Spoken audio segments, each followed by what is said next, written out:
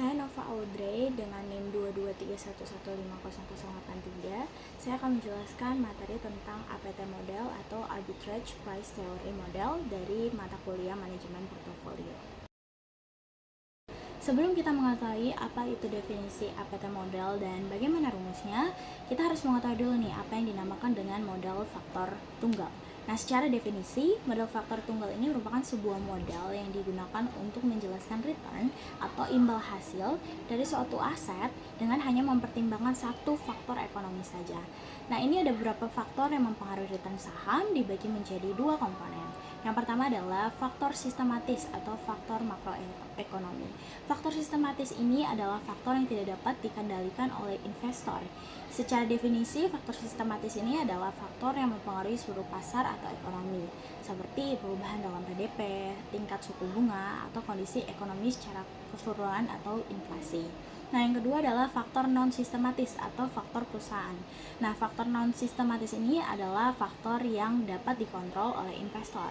Secara definisi, faktor ini adalah faktor yang mempengaruhi perusahaan tertentu dan tidak ada terkaitannya dengan kondisi ekonomi. Contohnya, manajemen perusahaannya bagaimana, inovasi produknya bagaimana, dan lain-lainnya secara internal perusahaan.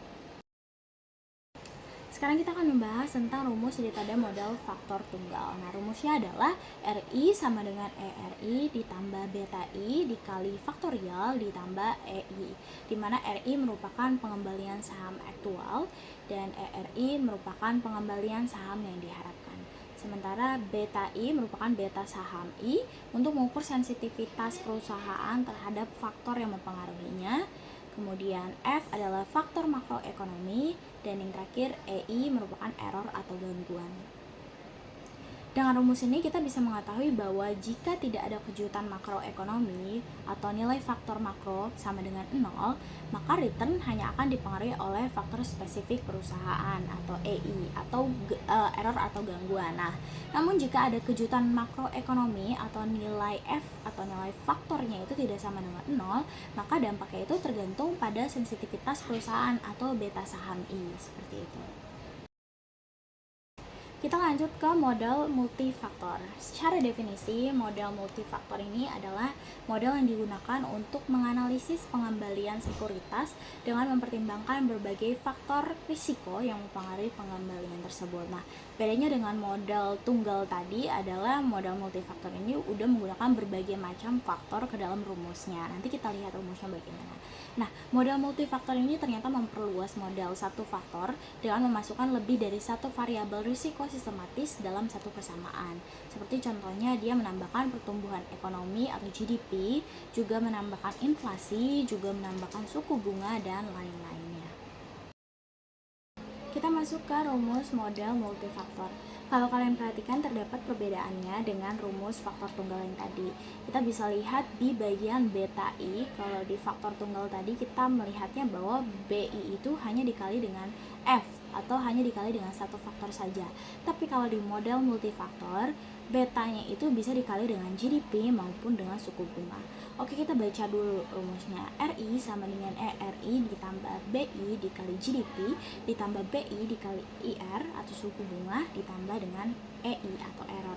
Nah, RI ini adalah pengembalian saham, ERI ini adalah pengembalian saham yang diharapkan, BI ini merupakan sensitivitas perusahaan, F ini merupakan faktor resiko yang diganti dengan GDP dan suku bunga. Kalau kita mau tambahin inflasi boleh nggak? Boleh, bisa diganti dengan inflasi juga.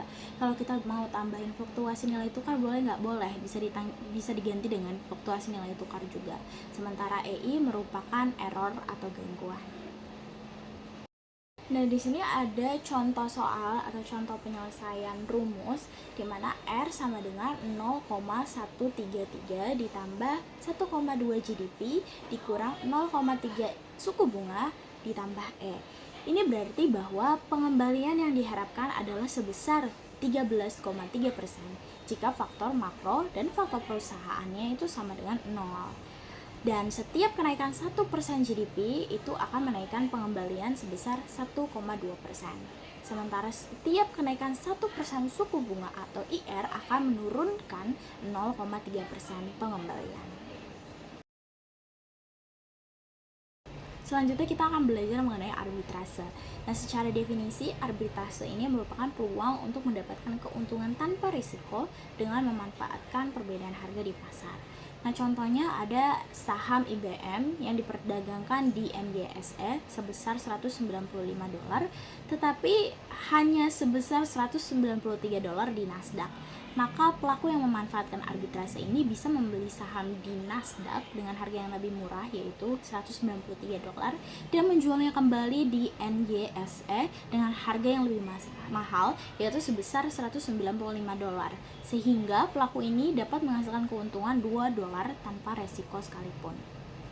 Kenapa kita harus belajar arbitrase? Karena sebenarnya APT model itu memiliki dua prinsip. Yang pertama adalah hukum satu harga, yang menyatakan bahwa aset yang setara secara ekonomi harus memiliki harga yang sama di pasar yang berbeda. Yang kedua adalah kondisi tanpa arbitrase, yaitu konsep dasar dalam teori pasar pergerakan harga aset menuju keseimbangan, sehingga tidak ada peluang arbitrase yang tersisa. Selanjutnya kita akan membahas tentang diversifikasi dan risiko residual. Sebenarnya risiko residual ini ada rumusnya sendiri, tetapi saya akan membahasnya secara teori saja. Kita akan membahas mengenai pengelompokan risiko residual, di mana kita bisa membahasnya dari level 0 sampai ke level 4. Level 0 merupakan portofolio yang memiliki risiko residual sebesar 0%. Level 1 merupakan portofolio yang memiliki risiko residual sebesar 0,5%. Level 2 merupakan portofolio yang memiliki resiko residual sebesar 1%. Level 3 dan 4 merupakan portofolio yang memiliki resiko residual yang tinggi. Nah, level 0 ini menunjukkan bahwa portofolio sangat terdiversifikasi dengan baik dan dia itu hanya memiliki resiko residual yang sangat kecil atau bahkan 0, sehingga APT model dapat memprediksi premi risikonya dengan sangat-sangat baik. Level 1 dan 2 menunjukkan bahwa portofolio ini memiliki risiko residual yang sedikit lebih besar, sehingga prediksi premi risikonya masih dapat dilakukan dengan cukup baik oleh model APT, tetapi terjadi penurunan akurasi seiring dengan peningkatan risiko residual daripada portofolio tersebut. Jadi level 1 dan level 2 ini menunjukkan bahwa portofolio kurang terdiversifikasi dengan baik. Selanjutnya adalah level 3 dan 4, di mana portofolio ini memiliki risiko residual yang terlalu besar sehingga APT tidak dapat memberikan prediksi secara akurat. Atau level 3 dan 4 ini menunjukkan bahwa portofolio itu sangat buruk, diversifikasinya itu sangat buruk, sehingga APT tidak lagi dapat memprediksi secara akurat. Selanjutnya kita akan membahas mengenai APT model itu sendiri. APT model ini dibagi menjadi dua. Yang pertama adalah APT single index model, yang kedua adalah APT multifaktor model. Kita bahas dulu apa itu APT single index model. Secara definisi, APT single index model adalah model yang digunakan untuk menjelaskan bagaimana return atau imbal hasil suatu aset dipengaruhi oleh faktor risiko sistematis. Nah, model ini menyederhanakan APT model dengan hanya mempertimbangkan satu faktor utama sebagai sumber risiko sistematis. Nah, di sini ada rumusnya. Rumusnya itu hampir sama dengan faktor tunggal yang tadi kita pelajarin, di mana RI sama dengan ERI ditambah beta I dikali F ditambah EI atau error. Lanjut ke APT multifaktor model. Nah, model APT sebelumnya atau APT single index model itu terlalu sederhana, sehingga dalam kenyataannya ini banyak faktor makroekonomi yang terlupakan, seperti nggak mungkin return saham itu tidak dipengaruhi oleh inflasi atau suku bunga atau siklus bisnis yang dapat mempengaruhi return saham.